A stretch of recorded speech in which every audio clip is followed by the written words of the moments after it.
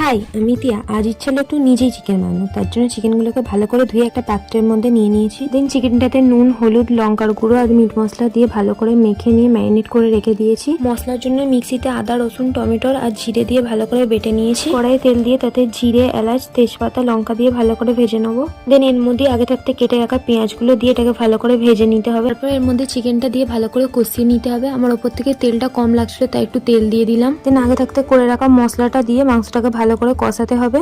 তো আমি একটু কালারের জন্য এর উপর একটু টমেটো সস দিয়ে দিলাম। এটা দিলে ফ্লেভারটাও খুব সুন্দর হয়। তারপর আগে থাকতে ভেজে রাখা আলুগুলো দিয়ে ভালো করে নেড়ে চেড়ে নিতে হবে। দেন ঢাকা দিয়ে কিছুক্ষণ রাখতে হবে যাতে মশলাটা খুব ভালোভাবে মাংসের মধ্যে ঢুকে যায়। তো মাংস আমার কষানো হয়ে গেছে, এবার সেদ্ধ করার জন্য জল দিতে হবে। তার জন্য একটা পাত্রে আমি জল গরম করতে দিয়েছি। এই গরম জলটা দিয়ে মাংসটাকে ভালো করে নেড়ে ছেড়ে নিয়ে কিছুক্ষণ ঢাকা দিয়ে রাখতে হবে যাতে সেদ্ধ হয়ে যায়। আর ওপর দিয়ে আমি কিছু ক্যাপসিকাম ছড়িয়ে দিলাম। দেন শাহি গরম মশলা দিয়ে নামিয়ে নিলেই কমপ্লিট আমাদের চিকেন রান্না। চিকেনটা এবার পুরো রেডি পরিবেশন করার জন্য।